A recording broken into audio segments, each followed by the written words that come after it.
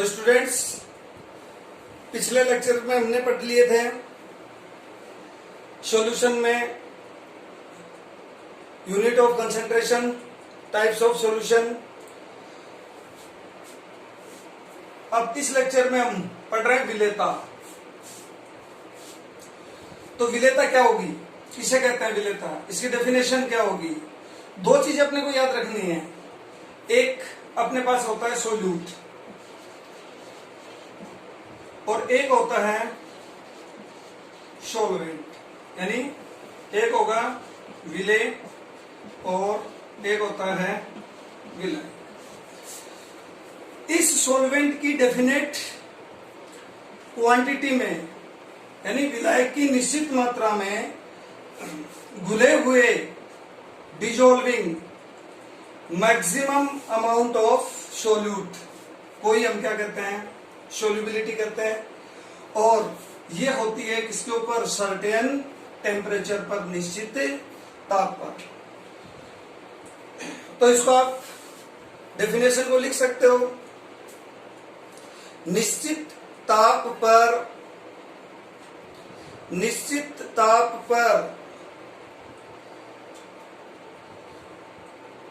विलायक की निश्चित मात्रा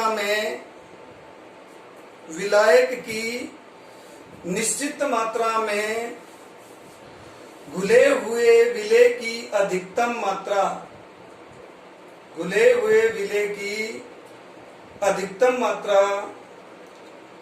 विलेयता कहलाती है। इंग्लिश मीडियम वाले भी सुन सकते हैं।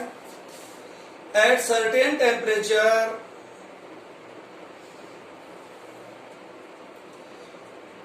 maximum quantity of solute,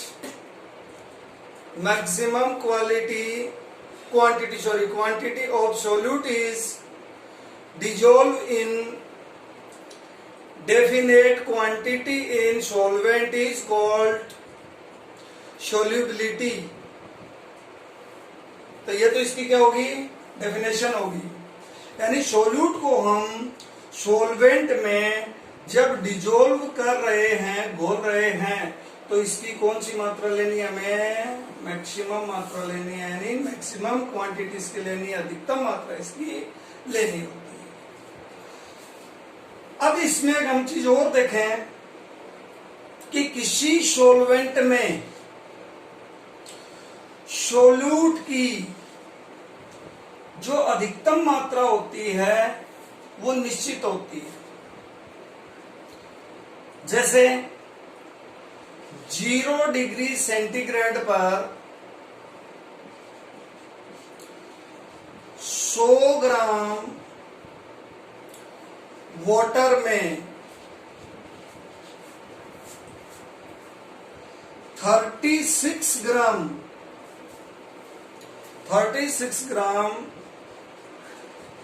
NaCl dissolve होता है, यानी विलेय होता है। यानी 0 डिग्री सेंटीग्रेड पर अगर हम देखें, 0 डिग्री सेल्सियस पर अगर हम देखें, तो पर 100 ग्राम जल में घुलने वाले NaCl की मैक्सिमम मात्रा कितनी होगी, 36 ग्राम। ओके। ऐसे अगर दूसरे हम एग्जांपल लें तो ये ले सकते हैं, 0 डिग्री सेल्सियस पर इन 100 gram of water sugar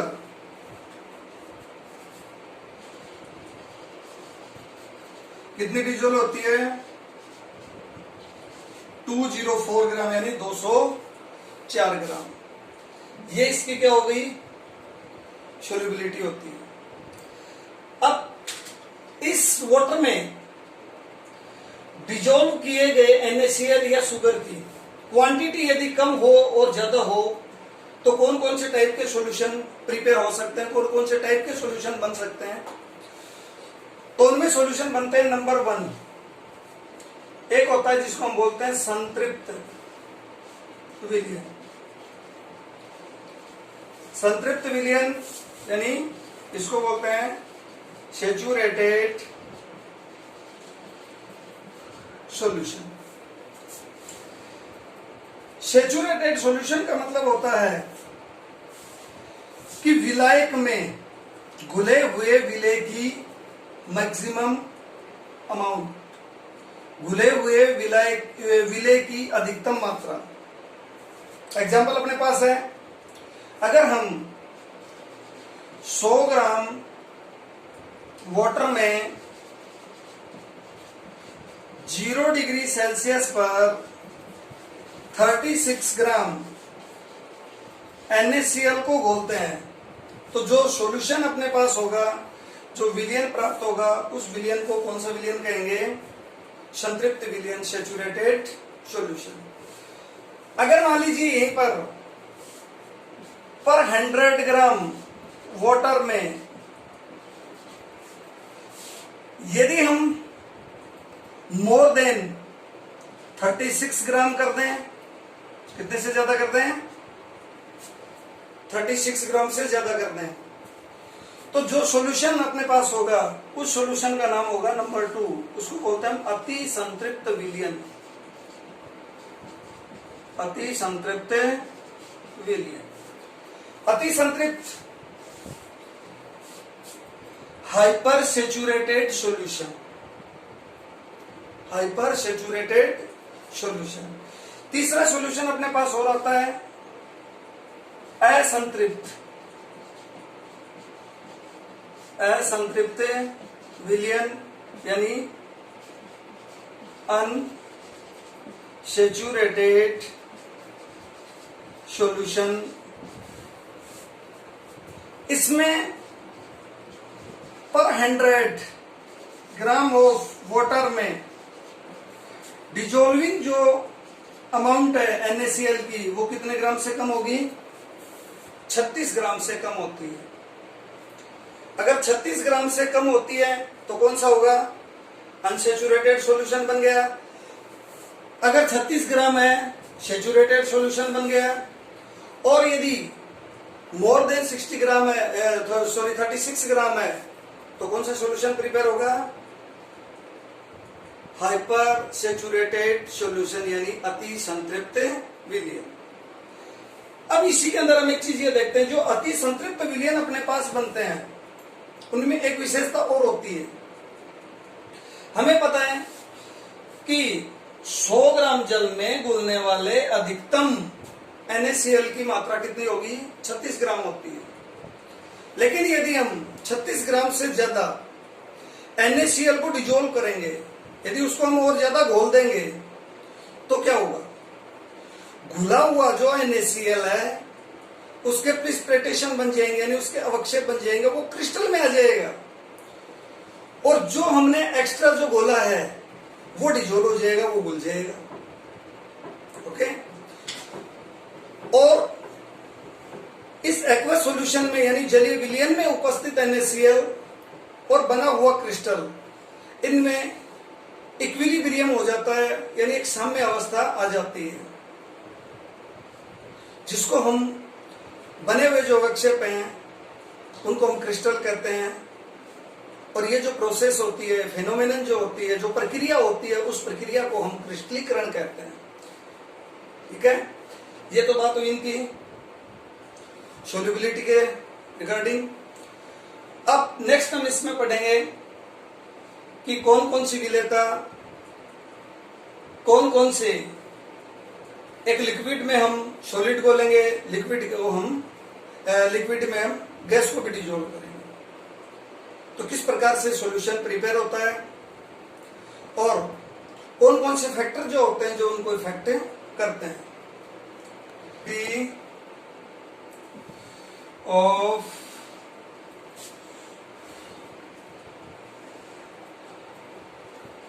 solid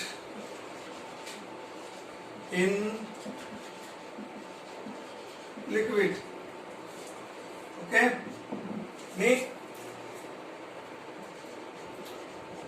द्रव में ठोस की विलेयता, ये अपना टॉपिक है। तो द्रव में ठोस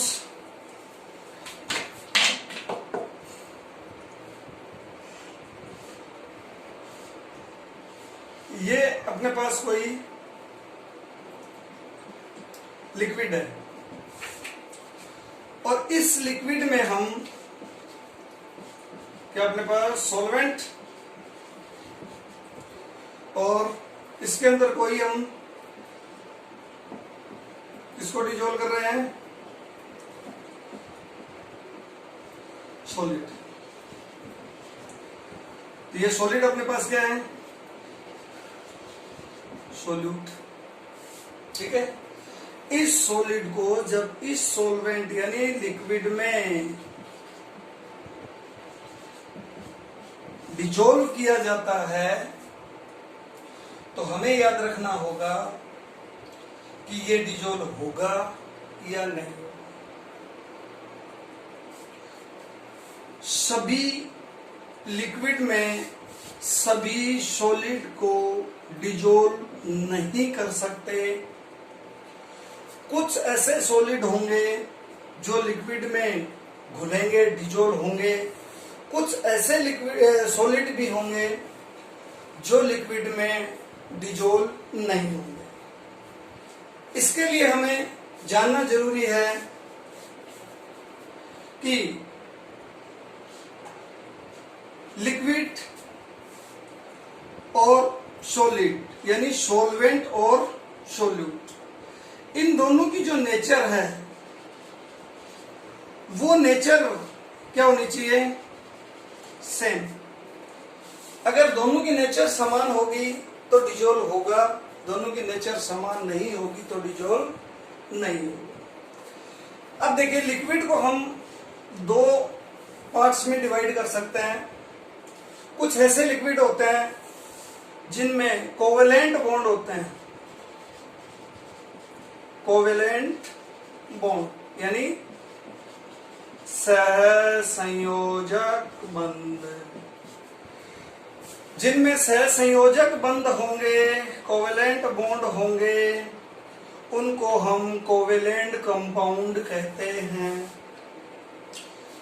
अच्छा जी, दूसरे हम ये भी देखते हैं कि लिक्विड कोवेलेंट बॉन्ड है, उसके अकॉर्डिंग भी हम ये ले सकते हैं कि एक ये हो पोलर कोवेलेंट बॉन्ड हो, तो उसकी नेचर कौन सी हो जाएगी, पोलर। अब पोलर अगर अब अपने पास सॉल्वेंट है तो उसमें बनता है डाइपोल, डाइपोल यानी द्विध्रुव। जो द्विध्रुव बनता है, एग्जाम्पल हम इसका ले सकते हैं, जल को ले सकते हैं, वाटर को ले सकते हैं। अब देखिए, वाटर में अगर लें तो हमें पता है कि ऑक्सीजन की इलेक्ट्रोनेगेटिविटी विद्युत ऋणता है वो किससे अधिक होती है, हाइड्रोजन से अधिक होती है। हाइड्रोजन से अधिक होती है, ऐसी कंडीशन में इस पर आता है पार्शियल नेगेटिव और हाइड्रोजन पर आता है पार्शियल पॉजिटिव। यहां पर डाइपोल बन जाता है, डाइपोल मतलब द्विध्रुव बन जाता है। एक सिरे पर नेगेटिव तो दूसरे सिरे पर कौन सा हो गया, पॉजिटिव। ओके, अब बात आती है सोल्यूट की। तो सोल्यूट भी देखिए, कुछ ऐसे सॉलिड होते हैं जो वो भी बाई नेचर के होते हैं, कोवेलेंट होते हैं। कुछ ऐसे होते हैं जो कौन से होंगे, आयोनिक होंगे। ओके, कुछ कोवेलेंट होते हैं, कुछ आयोनिक होते हैं। अभी हमने देखा कि किसी भी सॉल्वेंट में कौन सा सोल्यूट डिजोल्व होगा वो किसके ऊपर निर्भर कर रहा है, किसके ऊपर डिपेंड कर रहा है, उसकी नेचर पर। तो इसमें हम ये कह सकते हैं, यहां पर एक थ्योरी काम में लेते हैं, like dissolve like, like dissolve like यानी समान समान को बोलता है। यदि सॉल्वेंट और सोल्यूट दोनों की नेचर अगर सेम होगी तो उसमें डिजोल्व होगा, अदरवाइज वो डिजोल्व नहीं होगा। यही कारण होता है कि जैसे हम यहां पर एग्जांपल लेते हैं कि H2O है। हाँ, अभी हमने देखा है कि इसकी नेचर कैसी है, पोलर है, यानी इसके अंदर क्या बन रहा है, द्विध्रुव बन रहा है। ध्रुवीय प्रकृति का जल होता है। अगर इसके अंदर हम आयनिक कंपाउंड्स को डिजोल्व करें, जैसे NaCl को डिजोल्व करें, KCl को डिजोल्व करें, KNO3, H2SO4, आदि को अगर हम डिजोल्व कर रहे हैं, इसके अंदर घोल रहे हैं, तो इजीली ये घुल जाएगा। क्यों घुल जाता है? क्योंकि यहां पर ये जैसे ही जल के कांटेक्ट में आते हैं तो केटाइन और एनाइन, यानी सपोज Na+ और Cl-, सॉरी, इनको बना लेते हैं। और ये जो केटाइन और एनाइन है, ये अट्रैक्ट होते हैं किनकी ओर? अब देखो यहां पर इस पोल पे क्या बन रहा है? नेगेटिव। तो सोडियम आइंस हैं, वो इसके लिए या इसके पास जाएंगे। जब ये इसके पास जा रहे हैं, इसकी ओर अट्रैक्ट होंगे। दूसरे Cl हैं, Cl नेगेटिव है, वो किधर जा रहा है? पॉजिटिव चार्ज की ओर, सॉरी, जा रहा है, ये इधर अट्रैक्ट हो जाएगा। अब यहां पर हम एक चीज ये देखें, ये डिजोल्व हो किस प्रकार से रहा है? चलो टूट गया, कैसे टूटा? जैसे ही NaCl को हमने जल में डिजोल्व किया तो यहां पर पहले ये टूट रहा है Na+ और Cl- में।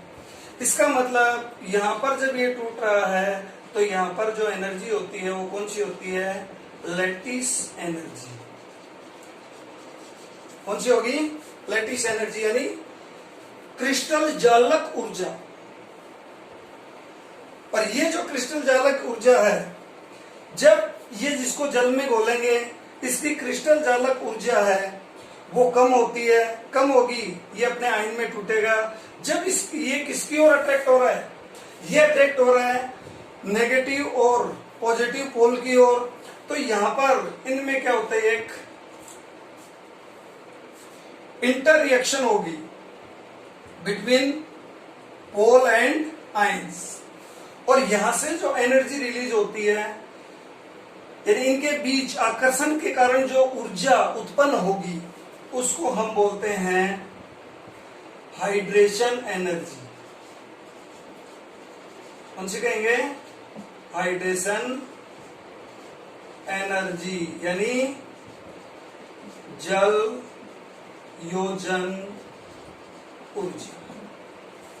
तो दो टाइप की अपने पास एनर्जी यहां पर आ जाती है, दो टाइप की ऊर्जा अपने पास आ जाती है। एक आती है अपने पास लैटिस एनर्जी यानी जालक ऊर्जा, दूसरी आती है अपने पास हाइड्रेशन एनर्जी यानी जल योजन ऊर्जा। Yes,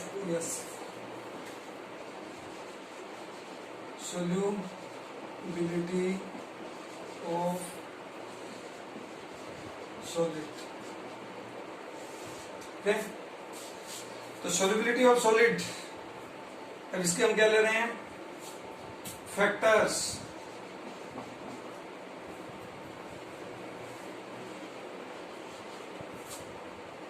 factors affecting to solubility, यानी solubility of solid। सॉलिड की विलेयता को प्रभावित करने वाले कारक कौन कौन से कारक होते हैं? नंबर 1, पहला हम ले रहे हैं nature of solute and solvent, यानी विलेय और विलायक की प्रकृति। अभी आपको बताया, अभी समान को घोलता है, लाइक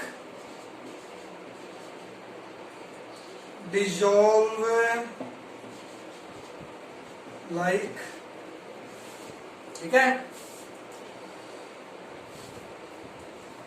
जैसे जो भी अपने पास कौन से होंगे? पोलर सॉल्वेंट, ध्रुवीय विलायक। ध्रुवीय विलायक में आयनिक विलेय अधिक घुलते हैं।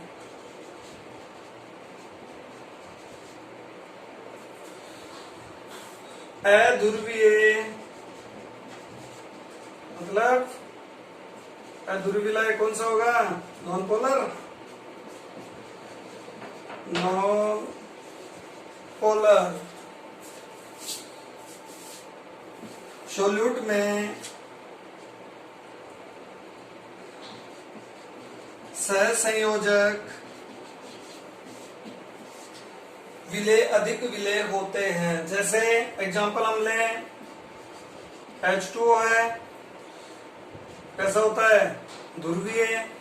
इसमें आयनिक यौगिक KCl, H2SO4, NaOH आदि अधिक विलेय होते हैं, क्योंकि ये आयनिक होंगे तो ये कैसा होगा? ध्रुवीय विलायक होगा। लेकिन अगर हम इसमें देखें, अगर इसी में हम ये चाहें कि CCl4, CH2 आदि के एग्जांपल लें, आदि को अगर इसके अंदर डिजोल्व करना चाहें तो ये डिजोल्व नहीं होंगे, ये नहीं मिलेंगे। कारण रीजन ये है, ये कैसा है? ध्रुवीय विलायक यानी पोलर सॉल्वेंट, और ये सोल्यूट जो अपने पास है वो कैसे हो गए? Non polar. तो मैच नहीं कर रहे हैं, इस थ्योरी को क्या नहीं कर रहे हैं? फॉलो नहीं कर रहे हैं ना, लाइक डिजोल्व लाइक को। इसलिए क्या नहीं होंगे? ये इनमें डिजोल्व नहीं होंगे। ओके, तो ये तो होगा nature of solute and solvent. Number 2, चलो इसी में ले लेते हैं। नंबर 2 में टेम्परेचर, तापक्रम। तो देखिए, अभी हमने देखा, थोड़ी देर पहले हमने इसमें पढ़ा था कि 2 टाइप की एनर्जी अपने पास होती है। एक होती है डेल्टा लेटिस। डेल्टा लेटिस मतलब चालक ऊर्जा। दूसरी कौन सी होती है? Delta hydration, H। ओके, इन दोनों से जो एनर्जी होती है सॉरी, वो किसकी होती है? सॉल्यूशन की। अब हमें देखना है कि सॉल्यूशन की जो एनर्जी है, एंथैल्पी जो सॉल्यूशन की है, वो 2 टाइप की हो सकती है। और 2 टाइप की कौन कौन सी हो सकती है? या तो वो ये होगी पॉजिटिव या होगी नेगेटिव। अगर सॉल्यूशन एनर्जी विलयन की एंथैल्पी यदि पॉजिटिव होगी तो ऐसी जो रिएक्शन होती है वो कौन सी होती है? एक्सोथर्मिक यानी ऊष्माक्षेपी। और जब विलयन बनाते समय यदि एनर्जी रिलीज हो रही हो, यदि ऊष्माक्षेपी अभिक्रिया हो, एक्सोथर्मिक रिएक्शन हो, और फिर यदि टेम्परेचर को हम इंक्रीज कर रहे हैं तो विलेयता में कमी आएगी, जो सोल्युबिलिटी है वो डिक्रीज हो जाएगी। और इसके अगेंस्ट यदि रिएक्शन अपने पास एंडोथर्मिक है, यानी डेल्टा सॉल्यूशन H की वैल्यू यदि नेगेटिव है, तो टेम्परेचर को इंक्रीज करने पर सोल्युबिलिटी भी इंक्रीज होगी। तो इन शॉर्ट हम कह सकते हैं एक्सोथर्मिक रिएक्शंस के लिए, एक्सोथर्मिक सॉल्यूशन के लिए टेम्परेचर इंक्रीज करेंगे तो सोल्युबिलिटी डिक्रीज होगी, घटेगी। यदि एंडोथर्मिक सॉल्यूशन है, प्रोसेस यदि एंडोथर्मिक है, तो क्या होगा? टेम्परेचर इंक्रीज करने पर सोल्युबिलिटी है वो भी इंक्रीज होगी। ये चीज अपने को ध्यान में रखनी है। ओके, नंबर 3 में चलो हम ले लेते हैं प्रेशर। तो स्टूडेंट्स ध्यान दो, solubility of solid in liquid पर कोई इफेक्ट नहीं होगा, यानी द्रव में ठोसों की विलेयता पर दाब का कोई प्रभाव नहीं होता। क्यों?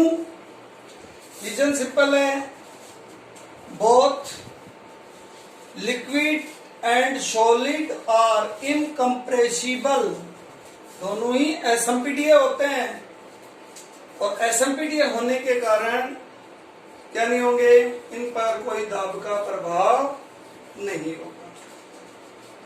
ठीक है, next, solubility of gas in liquid.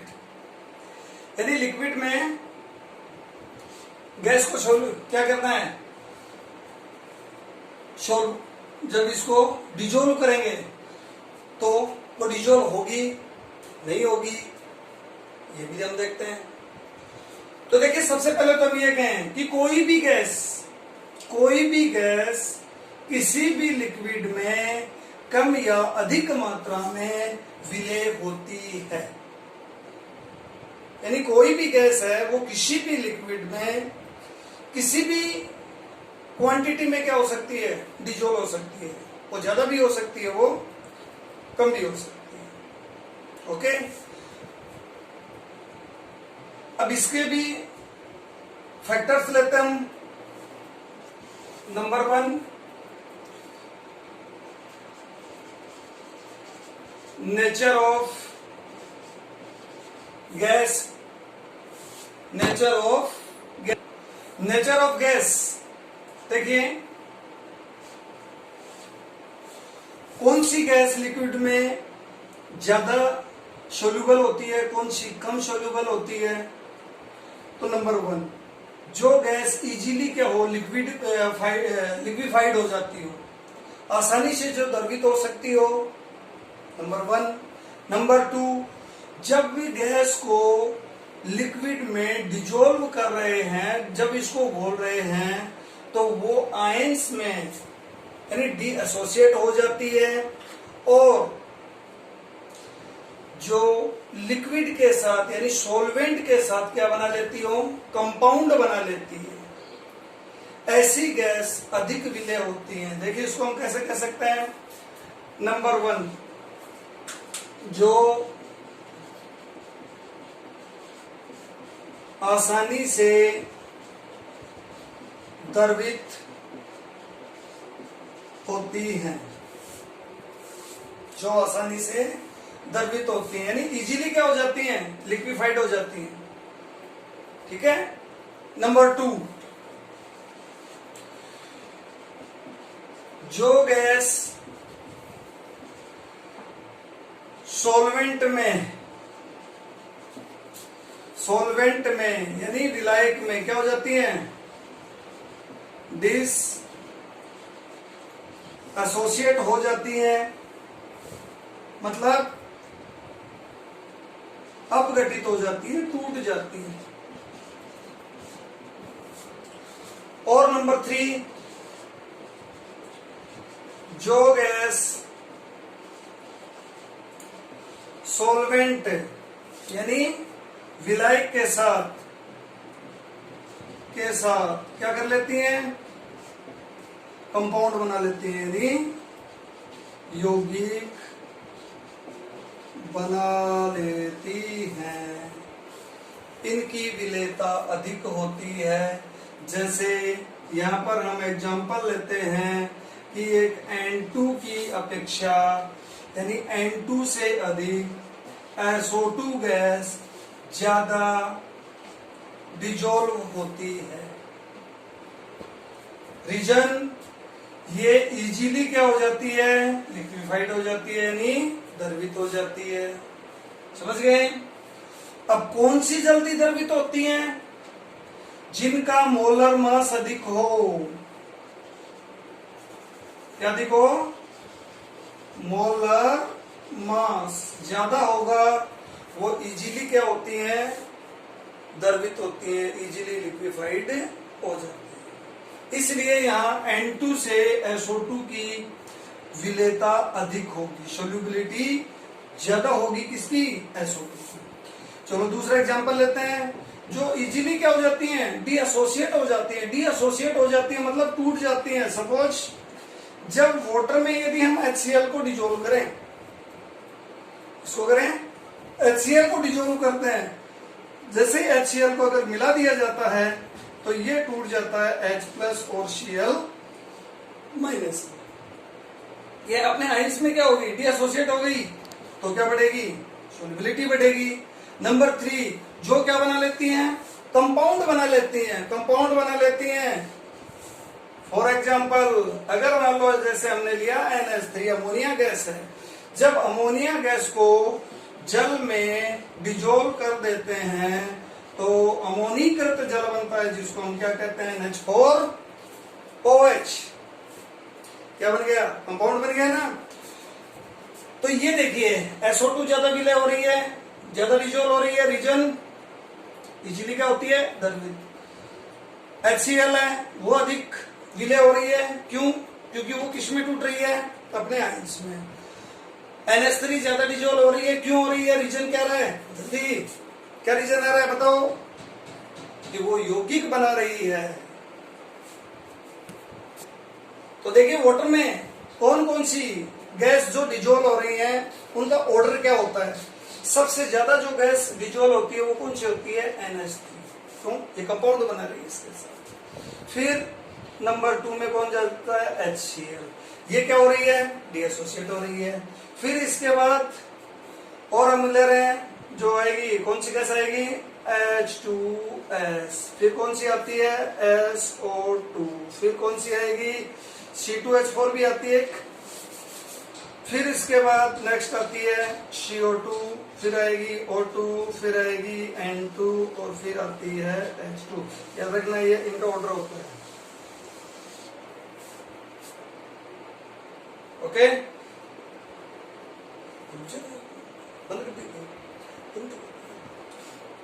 Number 2, effect of temperature. बहुत सिंपल है, देखिए गैस है, गैस के जो मॉलिक्यूल्स हैं वो क्या रहना चाहते हैं, फ्री। अब देखिए इफेक्ट ऑफ टेम्परेचर लें, अगर मान लीजिए किसी सॉल्यूशन में जो गैस है और इसके अंदर यदि हम क्या करें, गैस को डिजोल्व करें और टेम्परेचर को अगर हम इंक्रीज करें, तो सोल्यूबिलिटी ऑफ गैस क्या होगी, गैस की विलेयता क्या होगी, हमेशा कम होगी। नोट कर लेना इस चीज को, बहुत इंपॉर्टेंट है कि ट्यूशन भी बनता है इसमें कि ताप बढ़ाने पर द्रव में गैस की विलेयता घटती है, क्यों। यानी जब टेम्परेचर को इंक्रीज किया जाता है तो सोल्यूबिलिटी ऑफ गैस क्या हो जाती है, डिक्रीज होती है, क्यों, रीजन बताना इसका। सीधा सा रीजन इसमें कि टेम्परेचर जब इंक्रीज करेंगे तो गैस मॉलिक्यूल्स का, गैस के अणु की काइनेटिक एनर्जी यानी गतिज ऊर्जा बढ़ती है। क्या बढ़ेगी, गतिज ऊर्जा बढ़ती है, काइनेटिक एनर्जी है वो इंक्रीज होगी, और गैस मॉलिक्यूल्स हैं वो सरफेस से बाहर निकलने का प्रयास करते हैं। क्या ट्राई करेंगे, वो अपने सरफेस को, सरफेस से रिलीज होने का की ट्राई करते हैं वो। तो एक चीज ये ध्यान में रखनी है कि जो गैस की सोल्यूबिलिटी है वो टेम्परेचर बढ़ाने पर, टेम्परेचर को इंक्रीज करने पर ऑलवेज ही क्या होगी, डिक्रीज होगी। ओके, बट कुछ गैसेस हैं जैसे H2 और He यानी हीलियम और हाइड्रोजन, इनमें जरूर थोड़ा इफेक्ट होता है कि टेम्परेचर जब बढ़ाते हैं तो इनकी सोल्यूबिलिटी है वो बढ़ती है। ओके, थर्ड हम लेते हैं इसमें प्रेशर, जो कि बहुत इंपॉर्टेंट है। और इंपॉर्टेंट ये है कि चलो यही बता देता है, इसमें थोड़ा सा बचा हुआ है, इफेक्ट ऑफ प्रेशर, यानी किसका प्रभाव लेना हमें, दाब का प्रभाव। और दाब के प्रभाव के लिए हम देखते हैं कि कोई भी लिक्विड में इस सरफेस पर जो गैस है इस पर एनवायरमेंटल प्रेशर है वो लगता रहता है।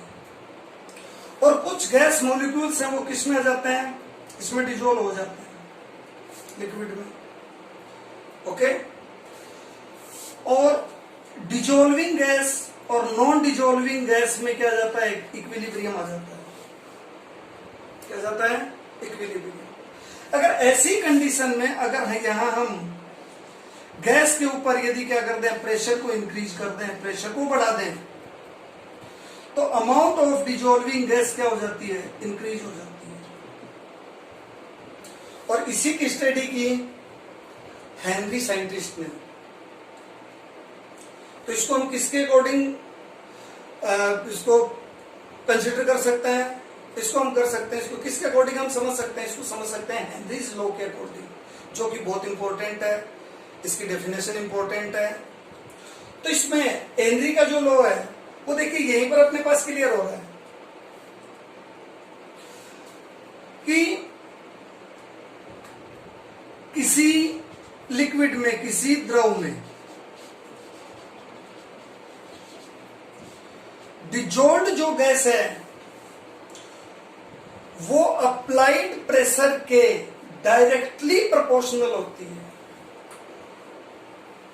डायरेक्टली प्रोपोर्शनल होती है। यानी according to Henry's law, dissolving gas in liquid is directly proportional to applied pressure. यानी, और यहां हम टेम्परेचर को भी क्या रख सकते हैं, कांस्टेंट रखते हैं। तो ये भी कह सकते हैं कि निश्चित ताप पर द्रव में घुली हुई गैस की मात्रा उस पर लगाए गए दाब के समानुपाती होती है। मान लेते हैं कि अपने पास इसमें डिजोल्विंग जो गैस है उसकी मात्रा, अमाउंट ऑफ डिजोल्विंग गैसेस क्या है, एम, अप्लाइड प्रेशर क्या है, पी। तो इसको हम यूं भी लिख सकते हैं, M directly proportional to P. Okay, और यहां ग्राफ भी हम ले सकते हैं। हाँ, थोड़ी कंजूसी कर रहे हैं, कोई दिक्कत नहीं है, ध्यान देते रहिए। एक तरफ हमने ले ली गैस एम, एक तरफ क्या ले लिया, पी। जो ग्राफ आएगा वो इस टाइप का आएगा, यानी डायरेक्टली प्रोपोर्शनल का आएगा। ये ग्राफ भी अपने लिए इंपॉर्टेंट है, इसकी डेफिनेशन भी अपने लिए इंपॉर्टेंट है। ठीक है, अब यहां हम ये देख रहे हैं इसकी लिमिटेशंस क्या होती हैं, कौन कौन सी लिमिटेशंस होती हैं, जिसके अकॉर्डिंग हम ये कह सकते हैं कि इन पर हेनरीज लॉ है वो अप्लाई नहीं होता है। कौन कौन सी होती हैं? नंबर 1, प्रेशर बहुत ज्यादा नहीं होना चाहिए। नंबर 2, टेम्परेचर बहुत ही लो नहीं होना चाहिए। नंबर 3, डिजोल्व्ड जो गैस है वो डीएसोसिएट और एसोसिएट नहीं होनी चाहिए। ओके, और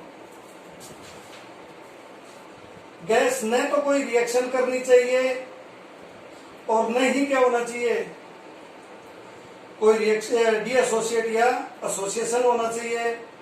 और गैस है वो क्या नहीं होनी चाहिए, बहुत अधिक सोल्यूबल नहीं होनी चाहिए। तो ये था अपना सोल्यूबिलिटी टॉपिक।